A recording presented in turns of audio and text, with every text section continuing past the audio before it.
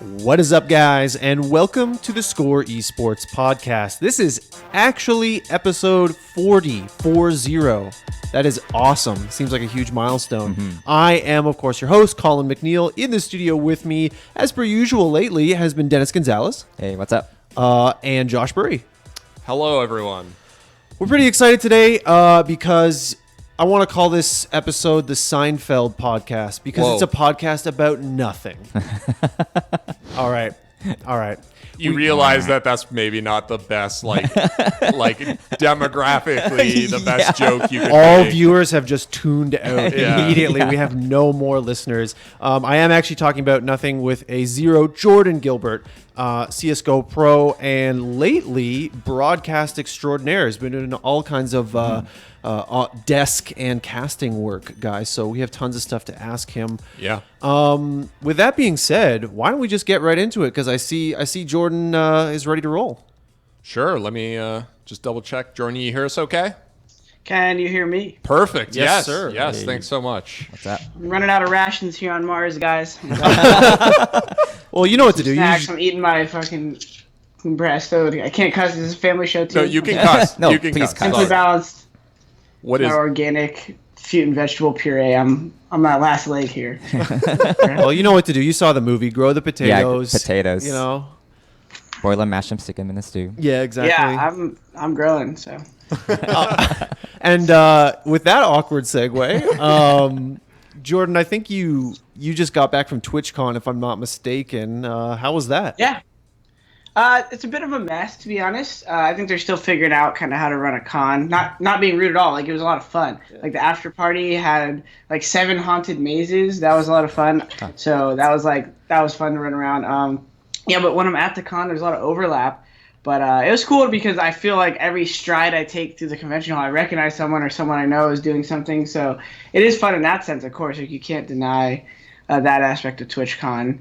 It's kind of like a lot of the gaming cons, right? Like PAXs and stuff. You just are, like, you're all over. There's so much and so condensed. But yeah, hard to see everything, but it was fun connecting with people. And I got to see how tall the dock was in person. I got to smack Shotty around again in person, and I got to see some old friends. It was fun.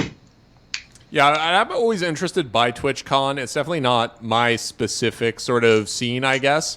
But it seems like there would be a lot of people to see. Like what do you do on an average day at TwitchCon? Is it just wander the halls and meet people, or? Yeah, well, you can actually go to my YouTube channel. I'm going to be uploading a vlog about self-promo. shameless No, so, I mean, I was lucky enough. I stayed across the street, walked over. I think that they opened it a little bit later. That was one good thing I liked about the con is instead of opening at like 10 a.m., they're opening at like noon to give people time to sleep in for the night before. And then you go in, wait in the line. They had a partner line, which is actually way longer than like I don't know, any normal like partner line. I don't know, it was like the same as the regular line. So there's a lot of new partners, which is double-edged sword for this kind of thing. But yeah, and then you just go into the venue, and there's normally there's like an H1Z1 Invitational, Twitch events, and these booths all do giveaways and raffles. And I actually did like a meet and greet at the HyperX booth, and then over at the Gunner booth, and then kind of just moseyed around and talked to some of these companies. So they have crazy artwork in the back hallway. So just imagine basically what it is a giant expo hall, and then everyone there pays for their footprint, right? They're like 20 foot by 20 foot of, carpet costs like $20,000, right? It's like $1,000 for that per square foot or whatever. And yeah, and then they try to show off their products. So it's pretty fun to walk around, and they try to make it worth it, and they give you cool stuff. I think I get like new game codes for a bunch of different games and stuff. So stuff like that's really fun. Cool. Outside That's of always the worth it. meetings. Yeah. Free swag. Now, free swag? What? That was actually what? unintentional. What? Take all your skins off your neck. I have a sign right here. Jordan, since you left Cloud9, you've been doing a ton of stuff. You've been streaming, you're at TwitchCon, and you've been doing a lot of broadcast work. I've seen you on ESL, ECS. Honestly, you've probably done more that I don't even know about. Can you talk to us a little bit about like how that life is going for you? Because it's quite a gear shift. Yeah, well, I think just like kind of like obviously talking about CS comes natural to me from like a one-on-one perspective. I've given a lot of lessons, and then I've done some like guest commentary work. So some of these organizers hit me up. more than I've actually taken up their offer on, because like Epicenter and some of these other lands that are like abroad, Star Ladder, have hit me up. One of the cool things about not competing right now is not having to travel. So even though I'm like those would be potential income, I'm kind of finding other ways of income through streaming and the casting locally. So outside of that, it's been fun, like ESL and ECS broadcast, because on one of them I'm doing like analyst, the other I was doing some more like color commentary, and I actually think I'm naturally pretty good at like kind of just like talking about the round. I don't think I'm that good at play-by-play. Like Blue is really good at that, and DDK, like getting that tonation. Those guys seem to have like, they sound like they're yelling, but they're talking, and they can do the play-by-play. One, two, another grenade, and he feels a grenade, and he's coming to the zone. I'm like, holy crap! Like, I can't do that, but I have fun being able to kind of manipulate the viewers in terms of how they view the round, because I think sometimes that's what anytime I've liked or disliked an analyst, it was because of how they presented like the facts of the round. And so it was actually more fun probably to do color commentating, because I was more engaged throughout the match and could like create a build up, and I would like literally talk to the viewers, hey, look at the default they're doing right now. Like if you see them do this again, it's probably going to be a fake. The reason is because this and this, and I would like be able to shape it, and the play-by-play guys like it because they can like get the narrative, and then I have to kind of learn the main points for me to talk. Times for me to talk are like during the anti-eco rounds, during freeze time, during end round, mid round. If they're like doing a slow default, I chime in. So the play-by-play has all the action. I have like the interims,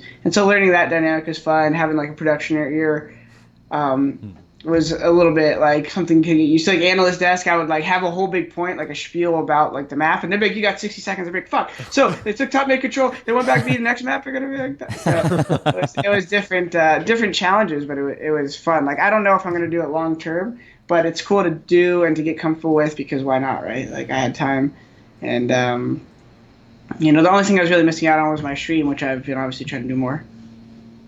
Yeah, totally. I noticed you're really you. One of the things that you lend to the broadcast that I think is pretty unique is you like to tell a lot of stories. It seems like, this one time when we were matchmaking with this guy and the other, they did this, so watch for them for that, and it'll come true, kind of thing. So you lend sort of an experiential take that you don't normally have.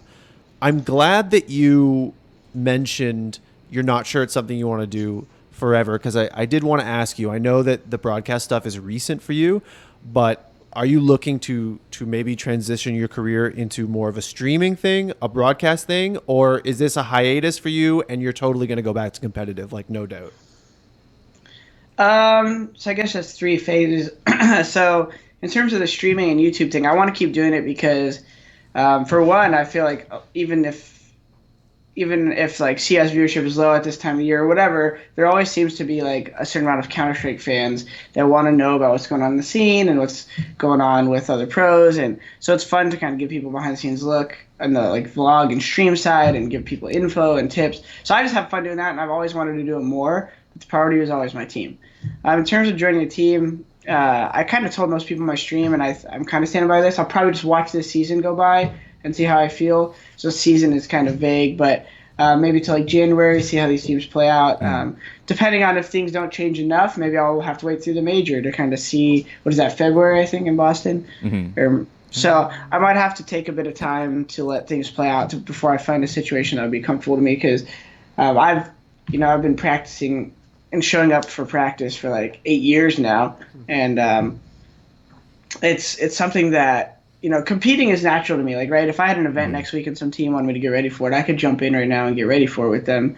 But like the being part of a team is a lot more than just showing up to tournaments. And my birthday is actually tomorrow. I had the last couple of years I was in Romania. Happy birthday. Yeah, I was in Sweden for my last birthday, in Romania for the one before, and Paris for the one before. So it's fun to just be like, oh, I'm gonna go golfing down the street tomorrow or something, and so something like that's pretty cool.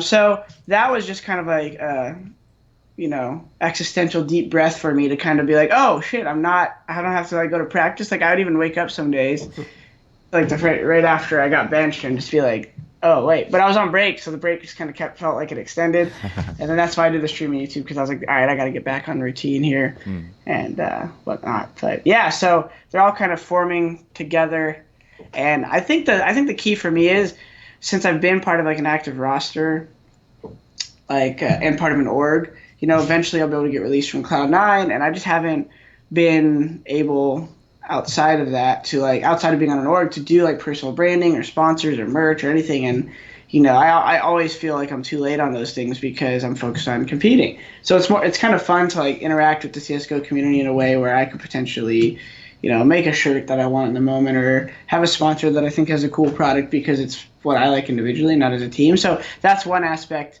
of if I were to join another team, I'll probably take my personal brand more to the team than I have in the past because, it was hard to do that without messing up my teammates' contracts, right, and stuff like that. So, that's all things I'm kind of tying together, working with eSports, helping some unnamed companies with some projects. So just it's kind of just different things that I'm doing for fun.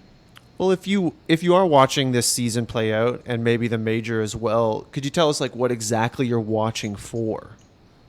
Well, when you join a team, it's kind of like creating a band, and sometimes whether it be schedule or just the dynamic of the field of the team. So meaning the roster and the players. So to elaborate, right? I could join just any North American team right now. I'm not saying I can, but say I were to join a North American team right now. You'd have all these events coming up, and you might not have enough practice because they're going straight into it. So I just feel like most situations, if I were to join, would potentially have a bad kind of result because I'm jumping in the middle of all these tournaments, and then maybe the sponsor's not happy if we're not winning the way they want. Obviously, I think most team owners are aware that you don't expect a team to have crushing results right away. But that's one dynamic to it. Then the second is literally just having the available players you like. And after playing for so long, I almost feel more clear than ever in terms of being able to just sit down and within a couple minutes convo, depending on how well I know the person, knowing how they're going to communicate as a teammate and whatnot. And I think one thing I want to do that I wasn't able to do on my last roster is make sure, I don't know, I guess just make sure that the dynamic is strong before we start, because it was strong on C9, but we just had the conflicting of lacking a leader, and then we all kind of were strat calling, and it created all these issues, which I was down for it because that was our team, but eventually other things came in between. There was just tension in different areas and different things with practice and different stuff. Shroudy obviously wanted to sit out, and so that was one thing that was probably going to happen regardless of if I got benched or not. It was Shroudy was kind of thinking about going out. So making a new team, you have to take into consideration where everyone's at, and it's some people have asked me to just simply go ring for them, but I guess mentally I didn't want to just jump into a situation just to play. I've had that my ego satiated years long enough to just be at one. It's not. I don't want to just go out there just because I want to hold on to something. I want to go out there because I'm really going to bring something to the team. Fair enough. Go ahead, Dennis. Sorry. Well, to that point, also you don't necessarily want to be just part of quote unquote just a change. You want to be you want to be part of something new, like a new start. Does that mean that you kind of want to craft a new team from scratch? Is it something that you would like to have more control over? Oh, I don't know. I guess part of what I'm alluding to as well is that I've heard that some of the existing teams in NA and abroad, they have these inner problems, but that they're just ignoring kind of for the time being. Huh. So I'm kind of there's a handful of teams I think that have more going on under the hood than you see, and that might cause changes. So I think it would be for those two main reasons, the fact that a lot of teams might have problems that I can't see from an outside perspective, and two, that they're in the middle of the season, it just doesn't make sense for me to try to join a team now from just performance, PR, and being able to expect what the future is, right? I don't want to join a team and have the roster change in December or something. Right. So just not being able to determine those factors is probably the main reason for holding off. Mm-hmm. So a few minutes ago, you sort of mentioned some issues, inter-team issues on Cloud9 when you were a part of the active roster. Even now, it seems like the prevailing perception is there maybe are some mentality issues. You know, sometimes I think there was a highlight the other day that kind of made it to the top of Reddit of Stewie getting really angry in a game against Big where he didn't make a clutch or something like that. Yeah. And like, I'm just wondering if you can speak a little bit to the difficulties of that, because they're obviously not the only team that we've been hearing these things about, and that this is the perception. A lot of people get mad. So I'm gonna start by like trying, like, everyone has a different ways to react, right? So even Stewie gets frustrated. It was a double-edged sword because I actually loved like having a teammate. It felt like a little Kobe Bryant type kid who just hated losing more than he loves winning, right? So like that aspect of that I like. Now, obviously, you guys know, a lot of you know how I seem to be, at least when I play, and it is pretty true to how I am. I don't like getting frustrated. I don't care if I TK my teammate for a $100,000 final round, and then we still have one more round to play.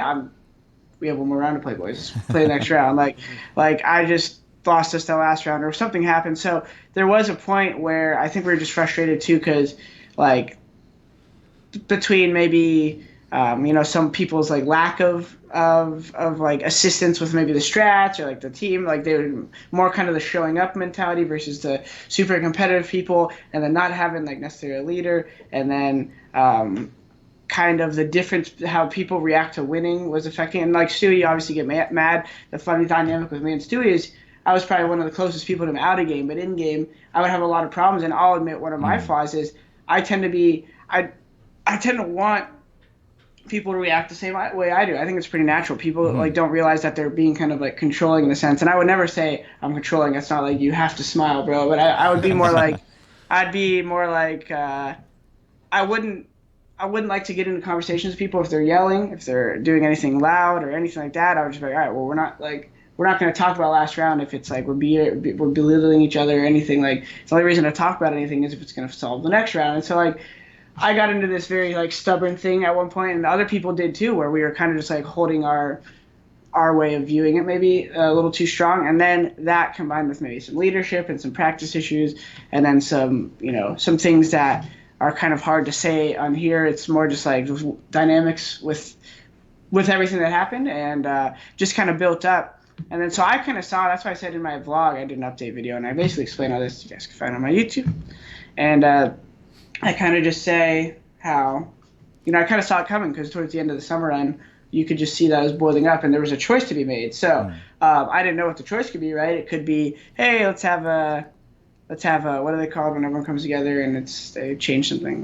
Not a revelation. Intervention, yeah. Nice. Let's have like intervention, or let's change things. And we've had a couple interventions that helped us.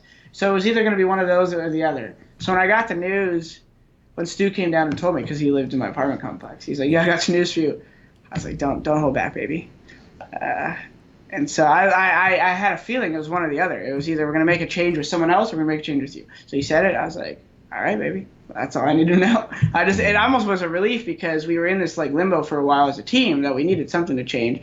So I remember I kind of celebrated. I think I went that same day. I went and bought like a $2,000 set of TaylorMade golf clubs. Holy shit. And customized them. I was like, I'm hitting some golf. I don't got to go back to practice, baby. Let's go. Because it was getting to a point where it wasn't enjoyable for like any of us. We were like, but it was so weird, because we'd go through these streaks where everyone from the outside probably like, whoa, these guys are all best friends. And it's not like we hated each other necessarily, anything. It was just like, it was like basically what everyone kind of learned happened was true. We just lack in kind of leadership. A lot of little things kind of built up. It wasn't like, someone stole from someone or did something like super malicious to the other person. It wasn't anything crazy like that. It was just a series of things building up. Kind of, I mean, it happens on a lot of teams. I guess the Cloud9 stuff, though, obviously everyone's like, oh, Cloud9, no more n0thing show. It's like a big thing. So, yeah.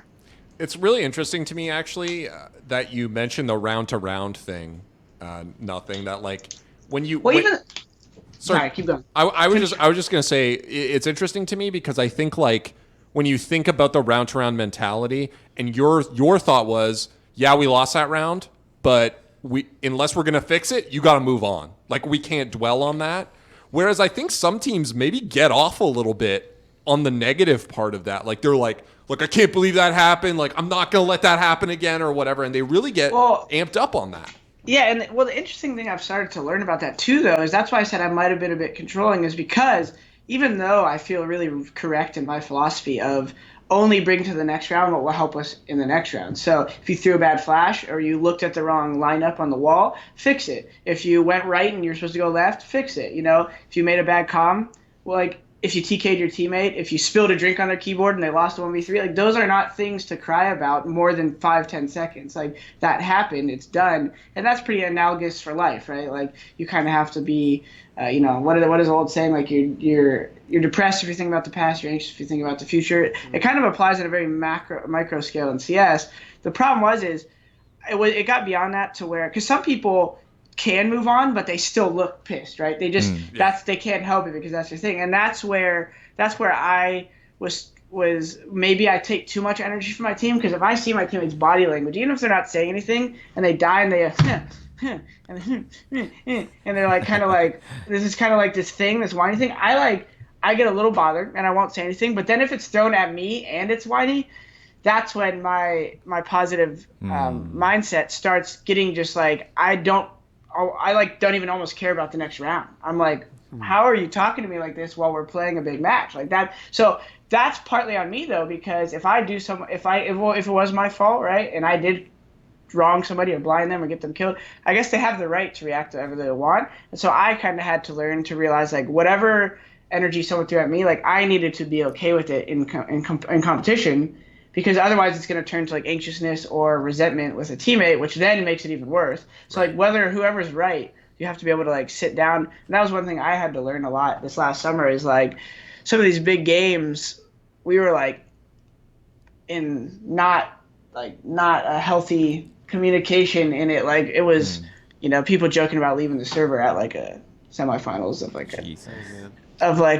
a big LAN, and you know, like no, I don't know if that's like there's any weight to actually that happening. You know what I'm saying? It was just like that energy of like, are we still gonna like, okay, like, so it just and the funny thing is like some of the people that I, you know, like would argue with, we would like go get dinner or something after and like just talk. So it wasn't like, you know, something like I said, like I like did wrong this guy in another part of life and he just hates me for it or something, you know, like I'm sure there was some resentment in a couple of things, but the round to round mentality is something that I think every team realizes is super important, because I've been a part of those comeback shit. So I could name like big lands where I'm down 12-3 and we come back 13-2, down 0-1 in a best of 3, and then win the third map, and that was only possible because round to round. But yeah, so that was a big learning experience for our team, and I think they're still going through it. It's interesting to watch them with Rush and Tarek, because Tarek's kind of a lighthearted guy, but he's also a strat caller. So I see Stewie's actually improving, even though he gets mad when he messes up.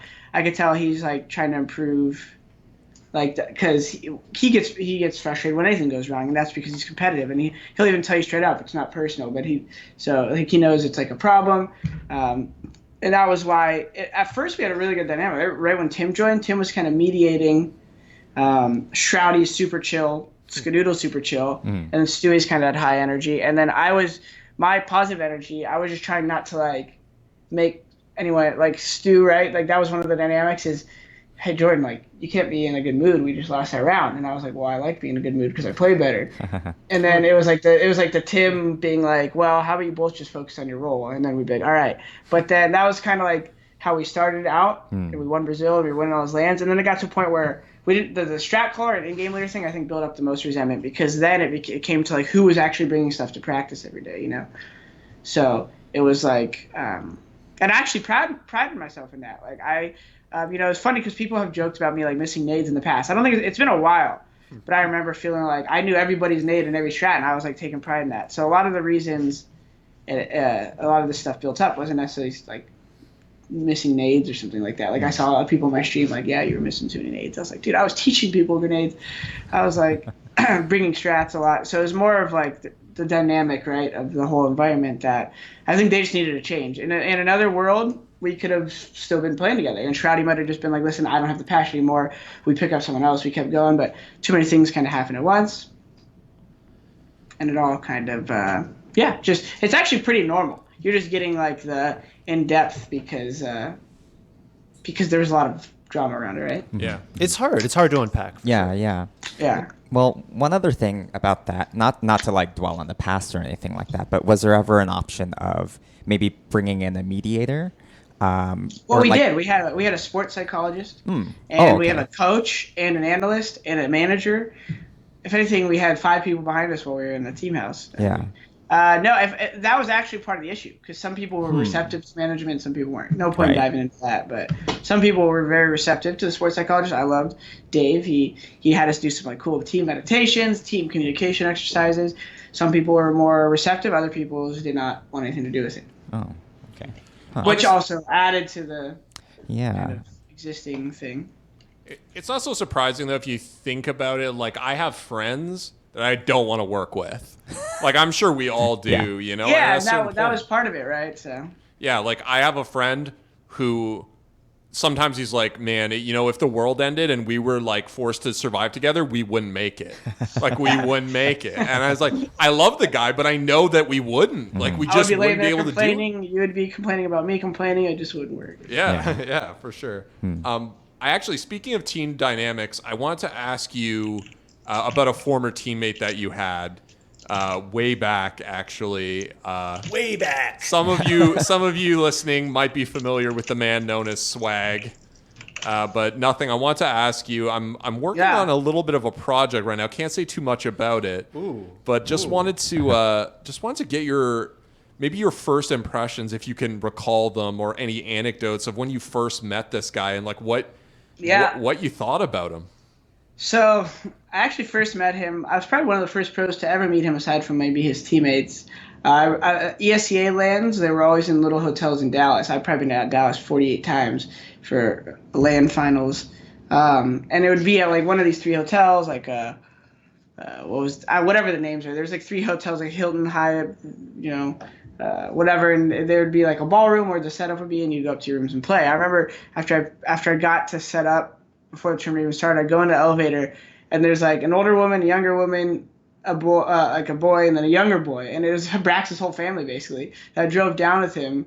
They drove like 14 hours or whatever from North Carolina to support him, and it was his mom, his like aunt, and his older brother, and they had all came there. I was like, "You're Swag, right?" And I shook his hand, and I shook everyone's hand, the thing. And I was like, "Hey, dude, I look forward to playing against you." And he was like literally tiny at this point. It was so awesome. And I remember meeting him, and I definitely had respect for him because I had watched him online. And normally when you watch the up-and-coming kids, they're very like hyper-aggressive, and their aim and dexterity is just so amazing, right? But it wasn't only that. The kid was super patient and just like outplaying kids. And I was like, oh, he's actually like got patience. Because normally when I watch these kids that were really good, when they're coming up, I normally was never worried about them, because when you play kids that respect you and think they're better than them, they just play to their own play style. And so if there's aggressive up-and-comers, I normally love playing against them because they're just flying out and trying to kill you. So you normally just hold angles, and you killed kind of the inexperienced kids with really good aim, because at a high level, we all kind of know what each other are watching. It's hard for them to like really juke me, and they have to come out of one of the corridors I'm watching regardless of how sick their strat is. And I just kind of end them. But Swag was a little different. He was like he'd mess with me, jiggle peek me, wait, bait, do these little things unique to his teammates. We'd call him a little baiter, but he would always like seal the deal for his team. And I remember watching him just be like, oh, and not only that, the kid's actually a good kid. He's communicating well. He doesn't really bitch to his teammates. Like when he dies, he's just kind of like having fun. I was like, wow, this is awesome.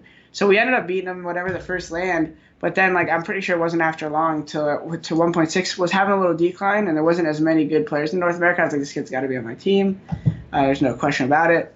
And we started playing on each other's team, and then I think we won the last couple like 1.6 lands together. And then of course going into Go, he's just kind of a natural. And so we actually played together the first season Go dynamic. I think it was like me, him, Adren, AZK, Volcano, I think, and we went to that first LAN. I think we beat like Very Games and Dust 2. Like didn't even practice. Our team was like dead after LAN. It was just for fun first season ago.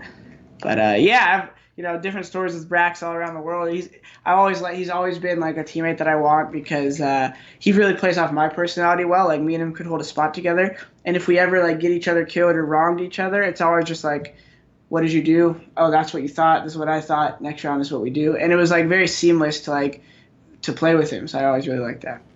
We've seen we've seen Swag be compared to you by some commentators and analysts.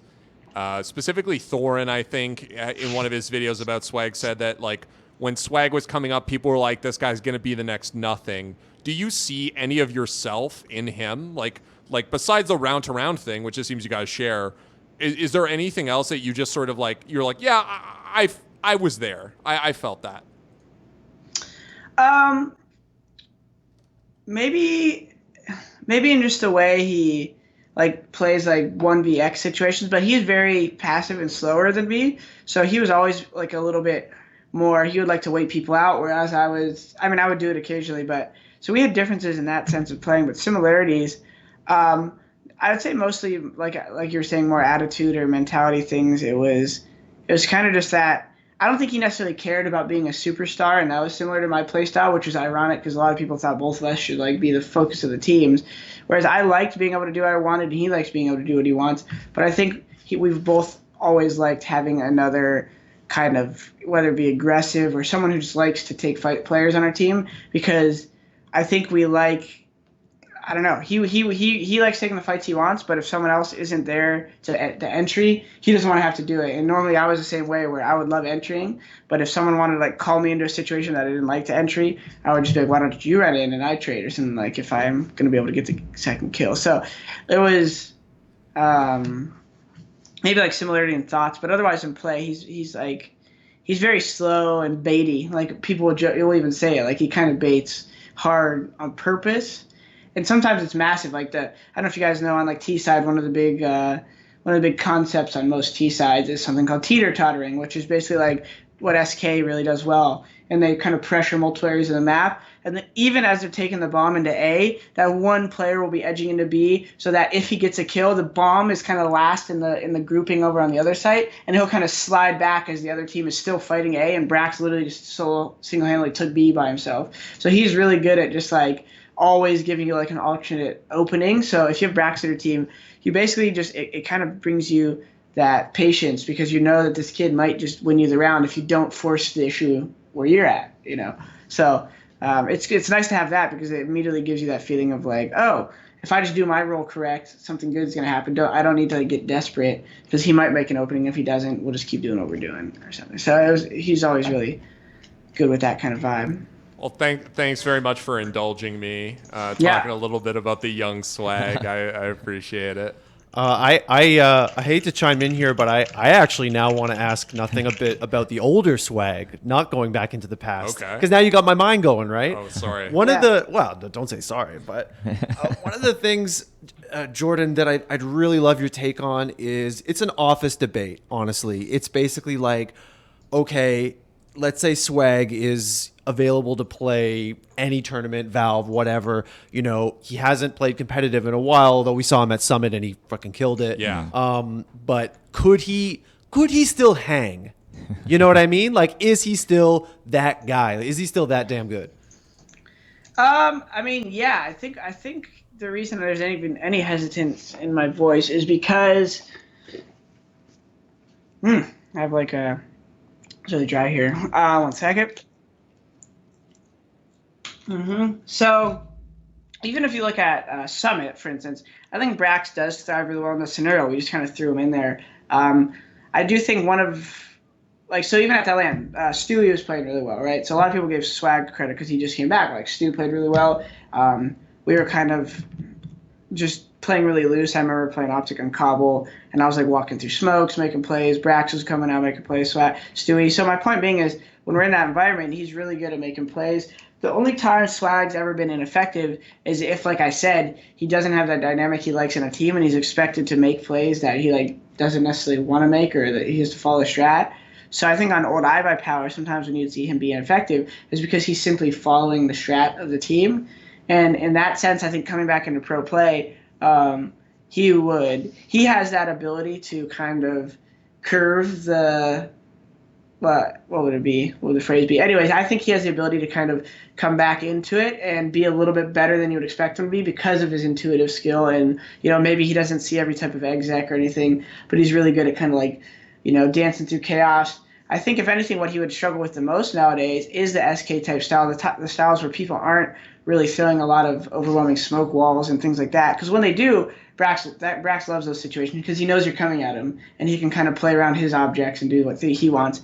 But when you're playing against a lot of like the SKs or the phases now, or G2s or Straulises, they're getting better at not making things as obvious, and one guy kind of prods and gets a kill. So I think that kind of stuff Swag would have to get used to. But I think it would be like silly to say he couldn't jump back in, because you obviously watch him play.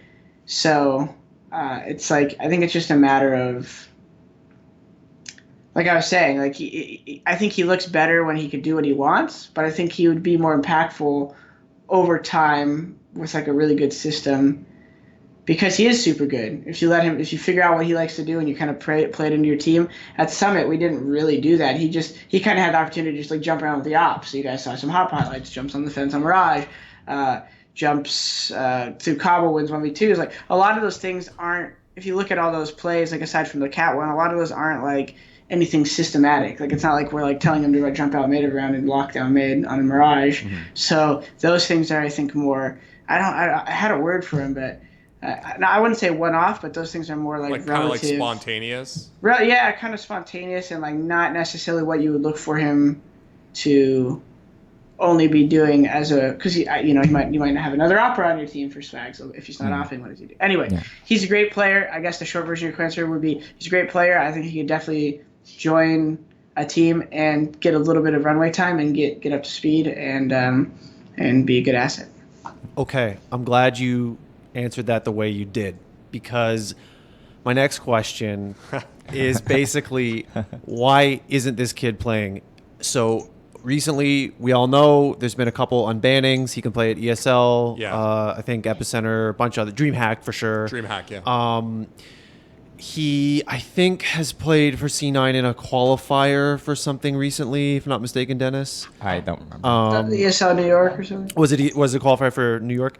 And I'm just, if you do say, like you say, he can hang, and if he is available for non-major stuff, even not on Cloud9, like I just want to know why this guy isn't playing, because not only does he appear to be a player who could contribute a lot tactically to a squad, in terms of wins and stuff, but I mean, the guy's going to move T-shirts, the guy's going to move jerseys too, right? Like, let's be real. Sorry. I mean, I wouldn't be surprised if some orgs. Were you going to chime in? Yeah, no, sorry. Do you mean like, why is he not playing on a specific team? Or, because as far as I know, he's playing with Dazed on GX, isn't he? Is he on GX? Yeah, he is. No, I guess that's what I was going to say. So he had, I think some of these other orgs probably just asked their players or something. And, if anything, it would have been someone like C9 who he was like a sixth for. And, I think some orgs were trying to start the academy teams, so they would do something where they like sign him to create like an academy team, and then he would ring for the team whenever they needed. But I just think it's that factor that he's not fully unbanned, that some people are staying away from, and then a combination of him just being, he probably also wanted to try playing with Kevin and Days against Sam and Kevin, AZK. Yeah. And I don't know. I think I saw him enjoying. He was like streaming. He got a couple stream sponsorships. So maybe he was just happy to finally like get some opportunity again, and he wasn't, he didn't get an offer he liked maybe from like a top team, because if in North America, if Liquid or C9 doesn't want to play with you, I don't think he'd want to play for like CLG, Renegades, maybe Optic. If I was gonna say, like maybe Optic if they would have asked him. I don't know if they did. Maybe they didn't want that. Maybe one of the top tier 1 teams, maybe he would have joined, but maybe he didn't get those offers because of they wanted a consistent roster. It's possible. Was he on GX when they played Steel's team recently? They had that like triple overtime loss. I think they did. Yeah. Wow. Okay. Damn, man. I just cut him out of my memory, I guess, because I definitely watched that. Don't. Yeah. Hashtag free swag. Hashtag free swag. It's such an interesting situation, Jordan, because the more like we're hearing a lot right now from people on the management or the corporate side of esports that what they're interested in right now is not necessarily winning or putting up stats. Yes, of course, they want their teams to win, but they want to build a fan base with personality, with consistent rosters, with sort of a shape and a form and good branding. And I feel like, shit, like, hi, swag. He's already got this organic movement behind him, you know? So I'm just, I'd be shocked if Optic didn't, want him or something like that. Yeah, I don't know. I mean, C9's always done a good job of that, so I'm sure they gave him an offer. And so I don't know. I know the sentiment you say. I know a lot of orgs kind of structure that way, where they, influencer marketing is kind of, you see a lot more people just like agencies only focusing on like YouTubers and streamers for reasons like that, because you're just driving impressions to like a sponsor. So there is truth to that. But I think like certain owners, even Jack from C9 would say that to us. Like, yeah, hey guys, I like when you guys get a lot of visibility. I love when you do fun stuff and build your brands. That's awesome. That's like priceless. But like he'd preach to us like winning is still important to our sponsors. Like it helps drive more than just like the impressions. Like they have like to be able to say like we're number one and stuff. So it is still in the end about saying things, right, for the sponsors. But also different orgs have a different sense of pride. And so for me, I've played on two orgs who really like both, right? Two big orgs. I played on Evil Geniuses back in the day. And I played on Complexity too, who also likes it, and Cloud9, these orgs that kind of want a best of both worlds. Fanatics the same way. A lot of these top orgs want best of both worlds. But what you're saying is definitely true. There's I think a lot, and I think that's a lot of the middle tier orgs, the ones that try to get like one or two divisions that really kind of create hype, and then maybe they could get investor money or sell off their org or something. So. Well, I think that's enough questions on swag. Yeah. We got carried away. It ties in every. I mean, our swag situation is pretty simple. Yeah. Kid's good. Can't play in every LAN. Would probably play with top tier teams if they asked him. Playing with his friends otherwise, It's just. Yeah, for Books sure. closed. Yeah, there we go. Yeah. Coming back to you, Jordan. You've been talking a bit about how you've had some free time, being on the bench, obviously, but. And not as much as I thought, but I do have some free time. Yeah, but you've been kind of consciously avoiding like travel and stuff like that. How has that affected your quality of life, for better or worse? And to that point, what does your girlfriend feel about you, like actually being like physically there? Yeah, she's excited. Obviously, like she started putting up like these Halloween birthday decorations and other things. She very much fun has like.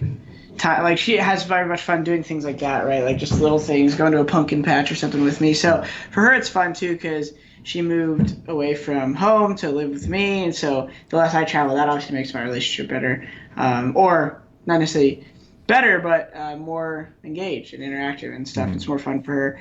And then for my schedule, it's actually been nice for me because I have just been able to kind of like rely on like maybe getting my circadian rhythm on point, like waking up at a time and feeling good. Like when you travel a lot, sometimes you just wake up at 7 a.m. when you get home, and other times you're like on the opposite schedule and you can't wake up before noon without feeling like crap or something because you just got somewhere. So I think every player on almost every team would tell you that like traveling sucks. Like if you could teleport everywhere, they would, because being places is pretty fun, right? Like it's when you're in that random situation across the world having a good time. Like, whoa, this is cool. Like I'm hanging out with these other pros. I'm in Sweden. I'm in Germany. I'm in China, wherever, Brazil. It's a blast. It's a unique lifestyle. I'm super grateful. So I always try to say that when I talk about these kind of things, because otherwise it can sound like, oh, you just take it for granted. The thing is when you for years, when every month you're counting on like leaving somewhere, even if you don't mind traveling, I feel like everyone kind of gets that like feeling in your chest the day before, like, fuck, did I pack everything? What am I doing? Where am I, like what's going on? What's the schedule? I have a dog, I have a cat, it needs to be fed. I need to be fed. I need to live. I need to go do things. So that whole thing has been nicer in a nutshell, obviously, just to summarize. Yeah, it's been nicer not to have to think about that, and my schedule has been kind of what I make it, which is cool. So the only thing that I might have lost out on is like a have to it's like a work schedule, right? Like with practice, like that was the only thing at home that that now I'm in control of, and it's easy for me to be like, I'm streaming at 2, but I don't come on till 2:30. But you can't do that when you're practicing with your team. So it's a double-edged sword. Like I like it because there's something, if I want to be late for a good reason, but other time I have to keep myself pushed, which is part of the fun, is like pushing myself to do things and finding revenue outside of just trying to win tournaments and stuff. And have fun with the community. And so it's an interesting lifestyle. Everything we've said together is kind of what has been going through my mind so far, is like all this stuff in the scene, all these opportunities, where esports going. And it's fun for me because like I'm the extreme YouTube. You don't really know what the scene's going, right? Everyone's starting these leagues and games and Overwatch World League and everything. Yeah. Well, everything will work or fail by the community, so it's fun to kind of sit back and watch it a little bit. Hopefully not watch it burn. No, I don't think it'll burn. I think it'll just like collapse on itself in certain areas. Fair. It's definitely an exciting time. Like, because we're living it, it's kind of hard sometimes to take a step back and be like, holy shit, like there's all these teams, like sports teams, millions of dollars, huge things being built, like risks being taken, dice being rolled. Like, I don't know. I love it. God damn, sounds like a tagline to a movie. Yeah. I'm hoping all these game developers can get it together and start communicating properly with the owners, or the owners and players, because one of the problems we're seeing is all these team owners, like Thorn made a video on this, which is pretty on point, kind of breaking it down, where a lot of these owners are approaching this as a growth-based project, right? So their team, they're not necessarily looking for like a month-over-month like massive profit to share with everyone. They're just got to make sure they pay their employees and their players and their staff and everyone. But then their investors are giving them $30 million to spend on like these team league spots. Mm-hmm. But then they're hoping that it's worth $100 million in 4 years. But how are they driving that in the meantime? And like, so there's definitely a bubble thing happening, but it's a bigger, more well-funded bubble than we've seen. So it's interesting because every game has a different dynamic for how they're going to succeed. League of Legends has their like closed their franchise system where they're going to have their own type of licensing. Dota has their compendium and that kind of thing going on, but Valve doesn't actually make a league, so they still have a lot of majors. Mm-hmm. Overwatch League, it's going to be geo-based, but they're going to like do their own production, but sell the rights to people. But I think they're hoping to make most of their sales off of like digital items. And then CSGO doesn't really have Valve support, but they do. But Valve just doesn't. It's like a daycare. They just want to like leave you there for a bit, but they own the daycare, and then they just like. So it's like no one. I don't know if anyone's doing it right or wrong necessarily, but I think regardless, like there's leagues like there's different like we obviously didn't start the PEA, but part of that concept is probably what we need in a certain aspect, right? Other things might have been off, but. I don't even want to dive into that, but fair enough. But you know what I'm saying? Like everyone is still trying to figure it out, and there's a lot of ways that you can make money. And I think in the end, obviously, it is the community who dictates it. So it's like whoever can get the closest to what the community wants while having a good business model is going to win. So I'm kind of just like.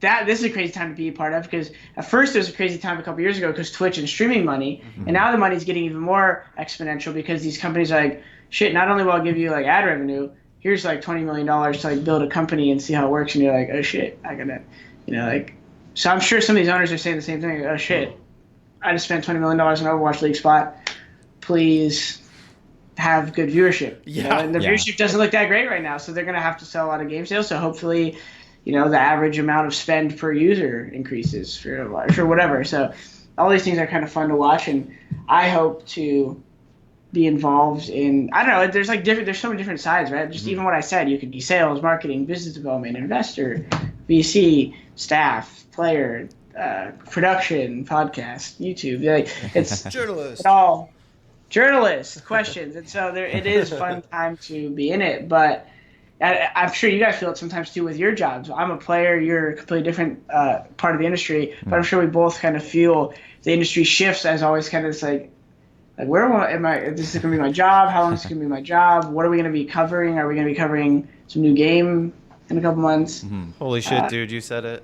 That's like every other week here. Yeah, pretty much. No, so it's like it's like that's why even right when I left my last team, it was like there's so much to comprehend. The only way I would probably join another team is if it was like a team I've been wanting, like I really like as players. They asked me to join. Their fourth just fell out. It was a lurker, and they're like, listen, we'll give you this awesome salary, but it's not about that. We're just going to go win. We all love each other. I'm like, all right. But other than that, there's too much happening. Yeah. So there's a lot for all of us to make decisions. So, in the meantime, we just watch PUBG. I gotta say, Jordan, I feel like you really hit the nail on the head, though, talking about some of these investors coming in and being like, I don't need to make money right now.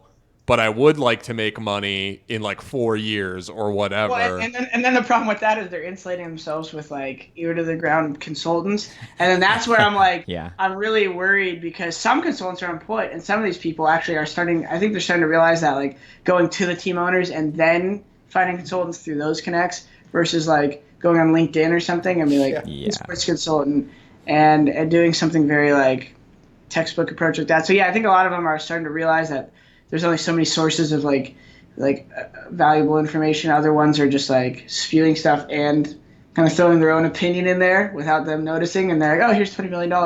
Like, oh shit.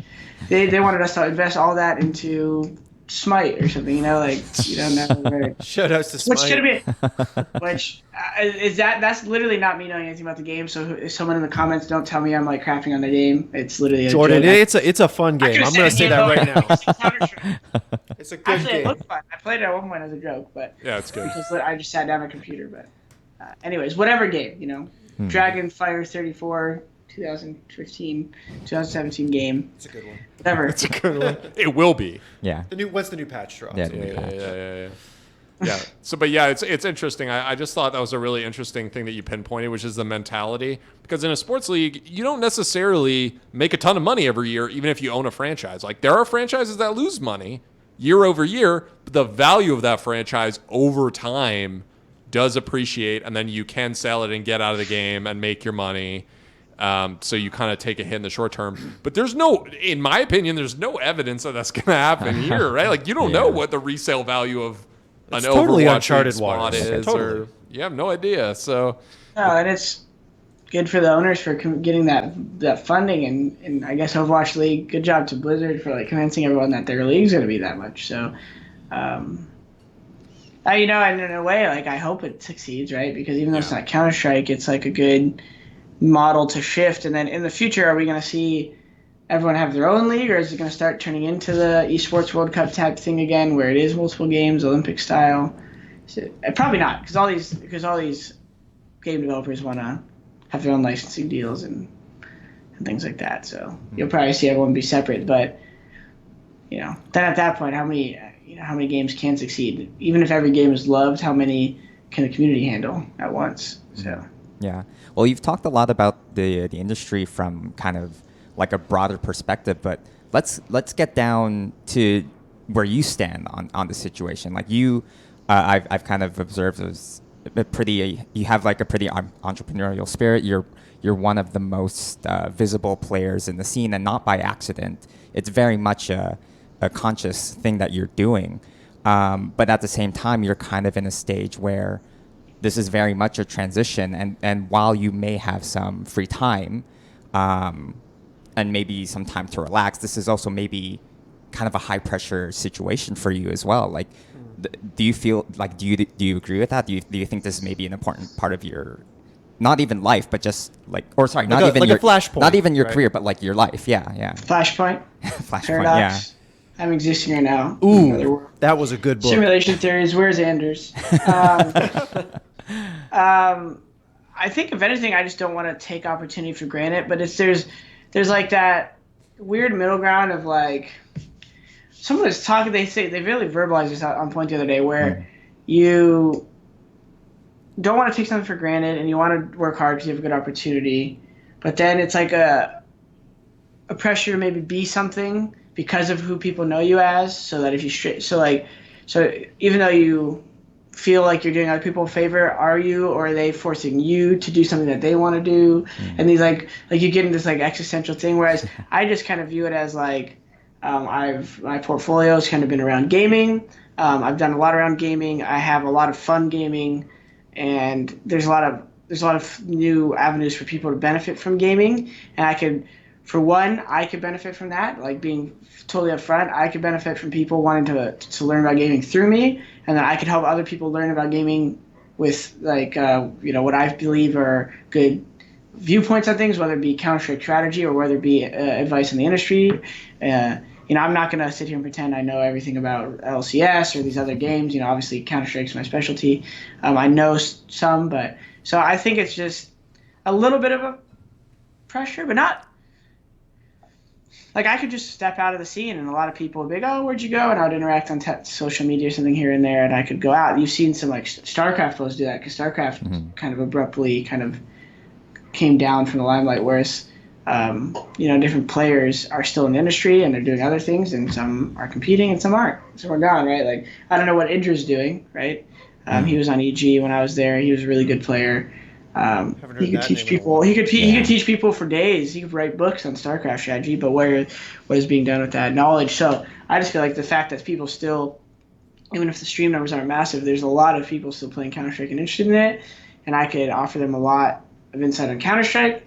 And then outside of that, some of the projects I'm working on kind of are cool because they tie back into the scene in ways that would make the scene a better place for players, a better place for businesses, and have a more healthier foundation to grow into an industry that is something that kids could be part of in the future and have a good funnel to the top, rather than feel like you got to jump through hoops and potentially have shit thrown at you while you're trying to make it to the top that you wouldn't expect it. So, right, when I came up, there was no real set way. I was kind of this little kid who had to grind, go through obstacles of my high-pitched voice and my age limits at LANs, and not knowing where that would end me up, and unknowing of the salaries, and I don't know any of the information about the scene. I don't know what my value is. I don't know, this, and the day and age is advertising. Like Google and Facebook over there are printing money. Well, Twitch wants to start printing money, and they're trying to figure out ways to use all the people as influencers to print said money, and so I want to help. People make sure their face is on the money when it gets printed, and or whatever, right? And so there's totally mutual benefit, but it's not like anyone else's. It's not any more selfish than most people's, right? It's like, well, anyways, I can't. That's for you guys to decide, right? See how shameless my merchandise gets. So buy this shirt, and that's what it says. But no, so all those things that tie, like I guess that's kind of like the microcosm my mind is living in. Is like part of it's like self-justification, like. Okay, well, I want to stream and make YouTube. It's weird how you have that guilt sometimes as like a content guy where you're doing something, you're like, okay, well, this is going to benefit me. But at the same time, it's important to remember what you've offered to people, right? And so like I know what I offer to people, and that kind of keeps my like guilty conscience afloat. Like I am charging these kids to watch me play a video game, and I'm like, shit, like should I just like turn off donations and people can donate for $0 and ask me questions? No, obviously I should keep a minimum of things. I charge $10 for a profile sign. It's not because I couldn't just sign some kid's profile. It's because I have a limited amount, and otherwise I'd sign my own profiles. I try to bring value to things and offer something in return. And so that's like where I'm at. And then competing again is something that is super, like being on a stage and competing. You guys remember the Navi clip? I whipped my shirt off when I went. Yeah. I was like, that's not because I thought about it. It's just because it's like fun for me to do that kind of stuff and to like interact on stage, to dance in front of something, whatever. It's because it's like it was hyping inside. people up, entertaining people. I ever since I was 7 years old, I remember taking like bike BMX, and I would love the crowd like watching me during my run and trying to like do a sweet jump off something, just because it's like partly ego, partly fun, partly being good at something. So I'm still attached to it in the long run. If you were to ask me this question again, I'd be like, yeah, I'm still really attached to the game. I still really love it. I still want to be involved. Next question.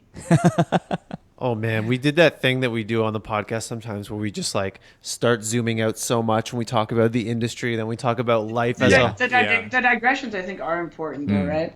Oh, I agree completely. Actually, those are my favorite times. We're start talking about food now. Oh man. Oh, let's get started. I'm actually pretty hungry, but burritos.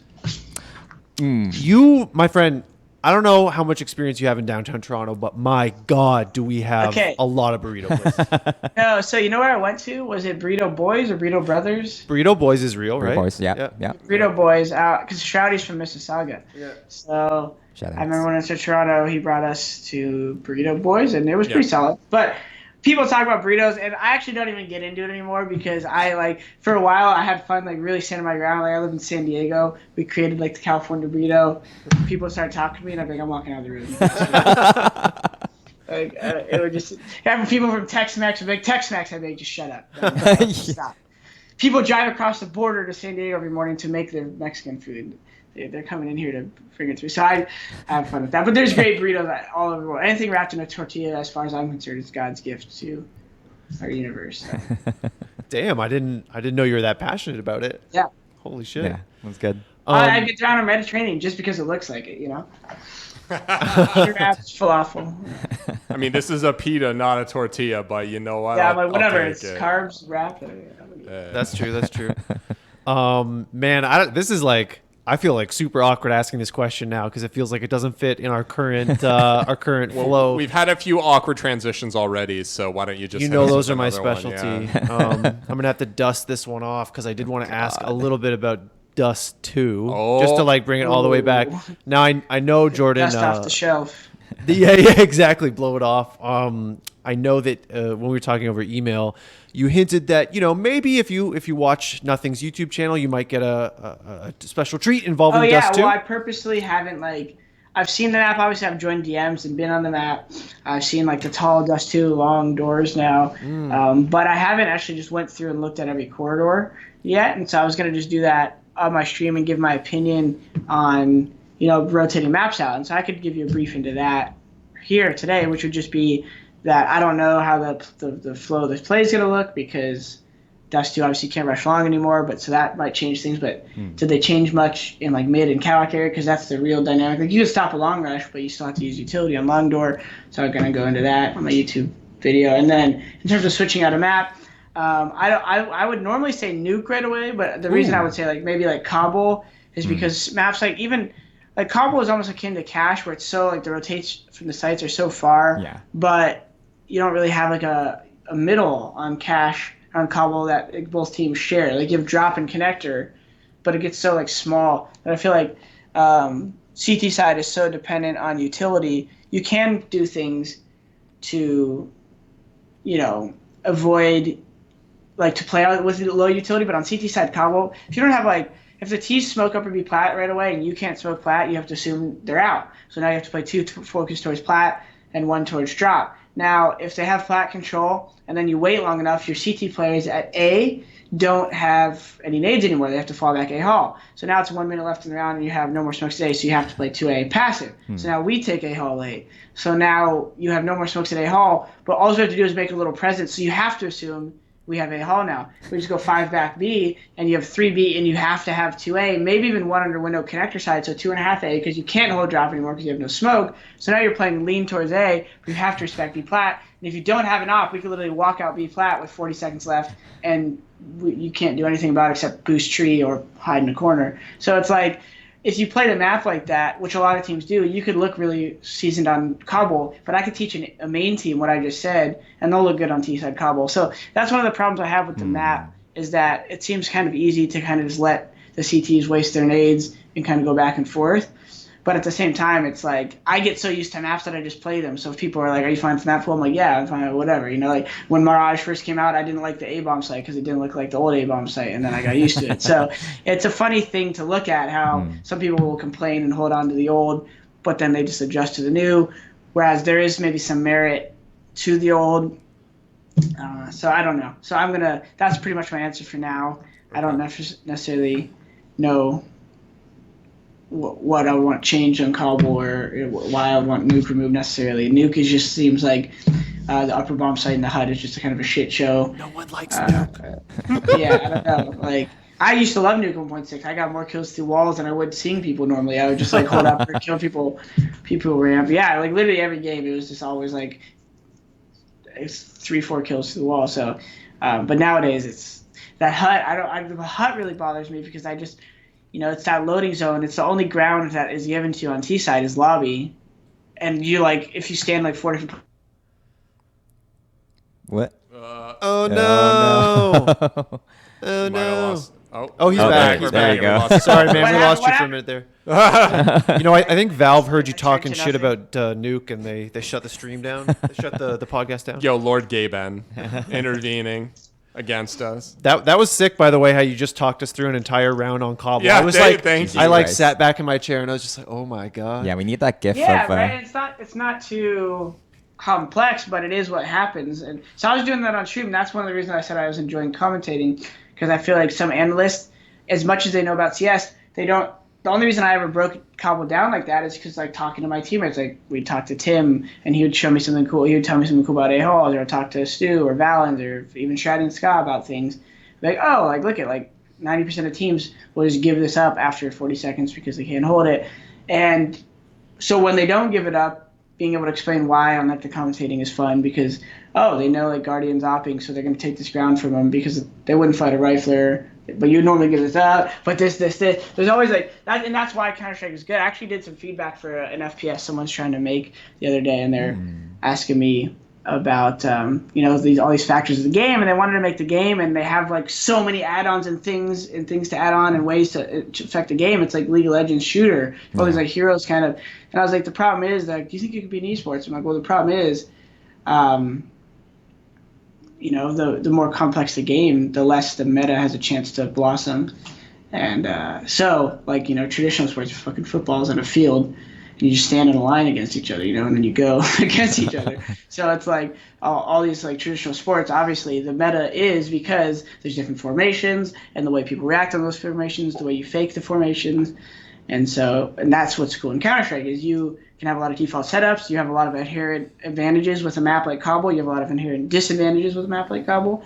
And like playing into those or playing against those is sometimes interesting because that's why like you watch someone like JW, and I hate kids in Twitch chat like JW just walked through smoke, he's an idiot. I'm like, you don't understand the level, you don't understand the dimension he's existing in. You're looking at him through a microscope to be able to see him in form reality right now. Like his thoughts are so tied into the team he's playing, the situation they're in, the level of confidence his strat caller just conveyed to him about the round, about the strat they originally had that was changed mid-round. And now he's making a decision to go through the smoke because he's assuming based on the utility, the timing, the strat call, his experience, his knowledge of the map, that he's going to walk through this fucking smoke. And it's not a super thought-out thing always, but it's very premeditated. That's unconsciously decided in the moment.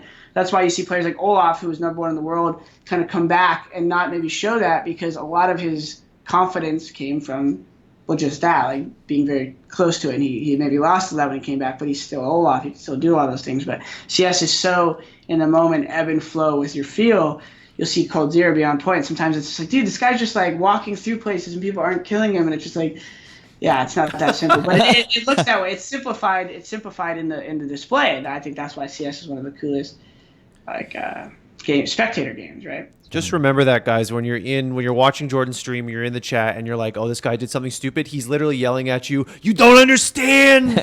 You don't understand the dimension he exists in. You literally are not. I know nothing that this is not the primary, secondary, maybe even tertiary concern of players. But when we're talking about maps, like what should rotate in, what should rotate out, as a fan, as a player at the lowest echelons possible of Counter-Strike, I feel like Cash, like it looks like a butt. It looks like shit. And I kind of want to see it go away for retooling just for aesthetics because man, does Dust 2 look sick. Yeah, so so I have an interesting perspective on Cash. So like I hate playing against certain riflers on Cash because so one of the fun the kind of things about Cash is that all the ground is pretty geometrically sound. So 1.6 it was the same way where like walls, even though they had like textures that looked like there's indented, most of the time it was flat. Everything was flat, so it actually makes like your pre-aim it's very easy to pre-aim because you kind of the depth and everything is much more easy to align because of the linear nature of all the walls of the map. So if you look at Cash, everything's very flat and straight, and the ramps are very flat coming up highway, mid-ramp. There's some in mid, like different things, little bumps if you really look level with the ground. But it's one of those things where I think like as a pro, I just kind of get used to it. If anything, the only problems I really have with Cash is similar to have Cobble. But what kind of redeems Cash is mid. Imagine mid had like was more CT or was more like small and corridor nature. CTs would have such a hard time. Then it would be more like Cobble, and then but Cash, sure, fix up the textures. It wouldn't really bother me any at all. Fair enough. So it would bother you though if they put like tons of pebbles and like rocks everywhere so that the ground. Yeah, is you not throw flat. a grenade and dude, you throw the smokes, and it'll bank off the floor and it'll hit the stone and kick left 100 feet. You're just like, it's one thing to like. It's almost like they need sometimes two modes, like casual and competitive. And competitive removes all the extra rubble and smoke and shit and stuff. Because I could see people in a pub actually enjoying that, right? Like you're walking through the door and there's like a dead, what is the, like, tumbleweed or something rolls by you, and you, like, bump into it, and it makes a sound, and you're like, oh, shit. Like, it's just like, that would, obviously, more realism could be fun for casual stuff, but at a pro level, yeah, simplifying the map. Sorry, are you saying that pros don't like RNG in their games? Oh, what? It's, yeah. It's like when you walk by that spot on Inferno and you hear the music playing and you're just like, what the fuck, for like 2 seconds? It always freaks me out, right? Yeah, You're like, what? I like to go to the on Overpass, a little back doorway by the Techno Club. Oh yes. Why did they put a dank ass club next to a children's playground next to a freeway? Like, what's Germany? What is Germany? Yeah, exactly. All of it seems to be like completely strange too. Like there's not really roads except in the one area, and like who's like, oh yeah, let's go to the park down by the like bridge. Come on, kids. That isn't near a road at all, so no one can see what's happening. Really. Also, definitely Pennywise hangs out in Overpass. Yeah. Because if you notice the balloons, they don't move. There's no such thing as air or wind in CS:GO. Oh my god. Everyone just wants to float. We all float. Yeah. We all float. We all float down at A site. Float down B. Float Float B. Float B. That'd be funny. We should do a Pennywise skit where we lower the gravity in the server and everyone just floats down from heaven, and you have a model customized just flies out of the monster, and he's got normal gravity and like speed hack on. Yeah. And you're, holy shit, it's clever. Yo, I know Dennis plays super weird custom servers, Yeah. so you can tell us if that's already been done. For or sure, not. yeah. Jordan, I don't know if you've ever played them, but the Warcraft 3 mods for like 1.6. For sure. I used to play that. I would go and Viz all day, just Yeah. level 3 in Viz, and then I would have another like profile with the heavy orc nade. Yeah, And on the yeah. maps like Aztec, everyone would be coming out double doors. You just get like a triple kill with 1 HE. Exactly, That's yeah. awesome. That's my jam. Holy shit. I always see you killing zombies and shit, and I'm like, what is this guy even I doing? wanted, my stream has been asking me to do the zombie mode a bit, and then like play through the storyline. So did you just go to Workshop to get those? I've never downloaded them. No, actually, I don't know. I think it's different, but the one that I play on, it's literally just a custom server. So like you load in and it downloads everything for you, and you just like pick your race and you go to town, fucking throw 4 Molotovs. Go to Azeroth town. Yeah, exactly. Go to yeah. Stormwind. Yeah. I like that you were able to name one town from Azeroth. Excuse me. The Broken Isles, Stormwind, Well, Broken Isles, Orgrimmar, not a town. Undercity. Calm down, nerds. Sorry, I challenged him. We actually used to call n0thing the back stairs, because I don't play WoW, but I remember it's from WoW. The stairs that are now just like not stairs anymore behind the big garage. We used to call that Anixia. Oh shit! It's pretty hardcore. Because there was people there so little, like hiding in the corner to the right. They went Anixia, and everyone would like hone in. They knew exactly the little spot we were talking about. Yo, fucking tell That's the best call I've ever heard. Yeah. Tell Semler that, because I know he's still playing WoW, so he'll probably use that in his. That'll be the new call out.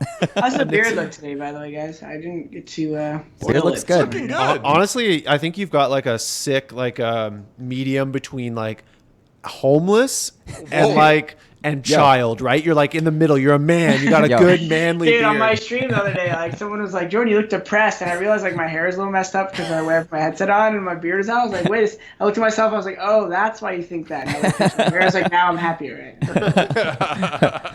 That's awesome. I love it. Well, and then everyone was guessing. They're like, "You've been growing this for like 2 years, right?" I was like, "This is like 3 months, baby." That's impressive, man. Shit, that's I'm about to shaved shave it. years. I think I'm gonna shave at the end of this month for November. Yeah. Oh, Oh, true. Nice. Oh, so are you doing the Movember? I'm not sure if I'm just going to do No Shave November or Movember. The Movember guys, I don't have it right here. The Movember guys at ESL Cologne gave me a little mustache brush. And stuff. But I was thinking, because they have some good causes they did Movember for. So I was Yeah. thinking of getting involved. Yeah, looks like fun. Cool. Wow, awkward silence. Pregnant pause. Yeah, I got to go with my friends here now. Well, thanks for hanging out. See you later, Jordan. Well, for me, it's like I couldn't grow a beard even if I wanted to. So it's like everyone's talking about growing a beard. I and love so it's making like, fun of all the like Scandinavian CS players because they're just so far north that they have like 4 hairs coming out each side of their chin, or they have a beard, or they're Viking. So it's like, it's one or the other. Who's got the best beard in CS? I know Forrest had a pretty solid one Yeah. for Yeah, a while. Forrest is good. Okay. Neo's was good. Taz had a pretty solid one, pretty voluptuous. Mine's got the kind of ginger fire, so you get some bonus points. I would say yours is the best. I think there's a couple French guys like Scream and them. They have the kind of the neck beard kind of thing going on. Yeah. Well, I think I shaved mine a little bit. I need to do it again. It's going down there. It starts crawling. Yeah. Oh yeah. Gotta get that shape on. Did I hallucinate, or didn't Semphis used to rock a pretty good beard? Am I hallucinating? No, he had Oh, yeah. before he lost weight, when he was heavier, I think he had a pretty epic one. Right? Yeah. Well, again, for this secret project that I'm talking about, I've been reviewing old footage. It sounds like you're just saving pictures of Pro CS players. Yes, my secret project involving just yeah. staring at pictures of Semphis and If swag. you Google Semphis beard right now, you'll get it. All shit. right, yeah. Oh, nice. Look at Everybody at home I do just did it. that. I'm staring at it. Dude, this is actually. I don't know how we let him get away with this. Actually, it's cool because people would be intimidated. Oh, I'm on my second PC. I can't link you guys. I saw Josh just- we're gonna pull it up. I'm Josh just opened up a window, so you know it's happening. Yeah. Oh snaps! It was gorgeous. Plus, he had the actual long hair. Yeah. And then just like the size. Oh my So he God. just looked like he's about to bring an axe through your computer. We lost. Oh shit. Yeah, no, he definitely rocked it. I will say that. I'm gonna Are you work bringing on- it up for us, Josh? Yeah, I just need one Okay. sec because All right, I no don't worries. have screen capture set up at all. So You know who I'd like to see with a beard? Guardian. He needs a He proper would look beard. he would look like a Gandalf type thing. Just start walking in with Yeah. like a kind of like a cane or something. Yeah. Yeah, I mean there'd be some good memes out of that. You know, Yeah. you shall not pass. Yeah. Connector. Well, it'd be better than what he has right now. He has kind of a neck beard going on right now. So Does he? I thought he was really clean shaven today. I forget. He did have a As neck of beard. this recording. Okay. I feel like he was clean shaven. I'm not sure though. Well, Okay, here Better- we go. better than the Oh neck beard. shit. Okay, we have this emphasis. Yo, beard check. now. Oh, yo. Quantic Gaming. I wish I could see what you guys were looking at. I'm looking Oh, at true. him. The very first, I just put Semphis beard into Google image search, and the first one is a picture of him in his Quantic jersey. He's got the long hair. There's some really dark. I mean, lands are very dark in the back. I don't know. I'm looking at old lands, and everyone's like, "Yeah, this is not a broadcast environment. In fact, this is." Oh man, this one. Oh, long hair and long beard. This is Complexity Days. Complexity Days. He looks like Semphis. he's in like a death metal band. Holy shit. Yeah, definitely. Well, you wouldn't say that shit to him at LAN. Say it to me on land, bitch. Oh man, that's good shit. That's good shit. Yeah. So okay, I'm glad I remembered that. There we go. Anywho. That's a Canadian beard too, boys. Yeah. Shout out There to it is. Semphis. Is it? Is that the proper name for it or something? Well, he's Canadian and he has a beard. Oh, I thought you were saying like that's the name of a style of beard that I I wasn't. don't know. familiar Are there with. I beard? don't. Are there beard styles? Yeah, there are. Mutton Jordan, can you weigh in chops on this? I have. Okay, the chops is one thing. Yeah, I know, but Goatee. I don't know. Are you guys like have an enthusiast club for this stuff or no? Yeah, Jordan's part of it. I think there's a Facebook group. Yeah, Well, okay. Yeah. The Steam group. Friday night chat. Yeah, exactly. Beard Oh, maintenance. what wax do you use? Yeah. I did. My girlfriend did buy me Lush. I don't know if you guys have Lush. She brought me this like do. it's called like Kalamazoo or something, but it's this like beard and face wash that it feels nice. I put it on before bed because I just kind of like hot wash rag with her and the beard thing, and I feel kind of like a better person almost. You feel refreshed. I'm just like I'm doing more maintenance to my beard. I'm better than the average person. So. It looks good. It looks good. Yeah, you guys are inspiring. And now me, it's man. growing. Yeah, it's growing a little extra. Are you gonna grow it up now? Well, like I've been clean shaven for almost my entire life, and then right before I came to work here at theScore eSports, I was like, you know what? I'm actually not into slicing my face every day, so I just decided to grow this like half-assed beard. It's not a beard. It's like see, nothing can't see patchy. us right now, so like I have to like Yeah, like describe it. I'm watching Zibnik's Ace right now. Oh shit! Oh, that was hype. Is- That was fucking awesome. That Just around I here. actually think I missed Ooh, that today. dude, Smoke, he got that lineup good. I don't know. I don't know if you caught the Gambit Phase series, but it was we were going off in the yeah, office. holy shit. We actually had our boss be like, Our boss "Please told us to quiet Be down." quiet. He's like, you guys got to keep it down. And as the only supervisor in the row at that point, I felt really bad because I was making half the noise. You were popping off. Yeah. I was sweating bullets, man. Yeah. Yo, Jordan, no joke though. I looked up Semphis beard. That's it, and you come up pretty close to the top here. You're like row 5. But it's not your current beard though. It's like a shorter, it's a smaller baby incarnation of your beard. Normally, my thing was for a while is kind of just do like the, number 1, number 2 size on it, just so people knew I could grow it, but it wasn't over my face. Yo, that looks good, actually. That was kind of the womanly recommendation is like, don't look all ragged, but show us you can grow it. Yeah. See, it's people like you that make me feel self-conscious. All right? Like, I'm like, I can't grow it. And then there's people being like, I could, but I'm not going to. What's up? And then it's like, oh, it's the worst. Yeah, that picture you just pulled up, Josh, with the shortened beard, it's pretty good. It's classy, man. Yeah, I like that. I don't know. I like the full beard. You like the full beard? Like, grow it out. Yeah. Okay. Got some Game of Thrones shit in there. Yeah. Okay. I don't know. Fucking... Beards are Game of Thrones now? We have really run the spectrum of topics today. This podcast is getting more... All right, do we have anything else before we dive off completely? I mean, I think we already have. We already have. I think we're off the deep Is end. there anything we grab onto? Or is that pretty much it? I mean, I was going to throw it to you, honestly. I was going to say, hey, before we spare the viewers any more of this, did you have anything that you wanted to talk about that we didn't get to touch on? Any shout outs you wanted to give? Maybe a preview of some content coming up? Anything like that? No, I did script for my YouTube like a bunch of T side and CT side for beginner type videos. I wrote down like 10 or 15 ideas already, and I'm going to try to play off those. I'm going to be streaming more, so obviously if you guys want to watch, follow me at n0thing on Twitter. You'll see most of when I post about streaming or anything. That's like the easiest hub. And other than that, in terms of talking about stuff, we could drag it out all day talking about eSports or talking about beards. And what I want to... I think that's about it, aside from what's going on Reddit. Oh, never mind. I thought that was Pasha's new flexing photo. I was going to say we got some more material. We'll bring that up, yeah. Yeah. What were you going to say? I was going to ask, are you going to be picking up Destiny 2 or doing any other non-CSGO That was stuff? fun. I mean, why not, right? Play like I'm about to try some other games. I've been I tried the Battlefront beta. That was pretty fun. I want to try Black Squad, Fortnite, some of these other games. Why not? And Destiny 2 looks like a fun co-op to play. So I told Shroudy we should play it on stream together co-op. He can give me some of his viewer hype. That'd be fun to do, though. So For sure. Well, we'll look forward for those guides because we've been playing a little bit of recreational CS in the office. A lot of us are pretty rusty. Some of us are old guys that are rusty. Some of us have not played a lot. So we could definitely use it. We have like no executes. It's all aim stars here, and there's not a lot of aim to go around. So I'm gonna try to talk about some fundamentals and also just different basics like finding your sensitivity.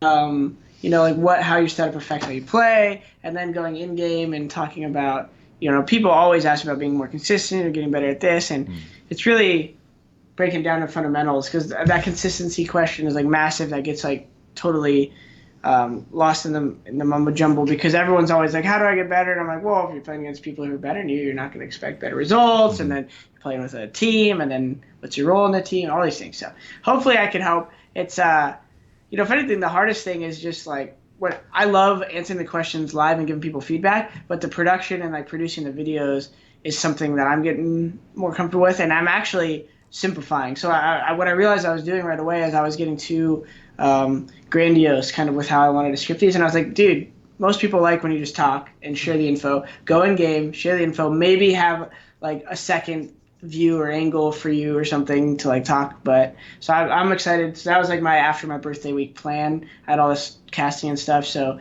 that's like my November plan. I actually have my brother's wedding the first week, and then when I get home I'm going to be filming a lot more of this content, and my goal is to just kind of almost if I'm here with you guys but showing in game, flying around. I'm going to do some cool content, and then I'll get feedback, see how people like it. That's awesome. Sounds sick. Yeah.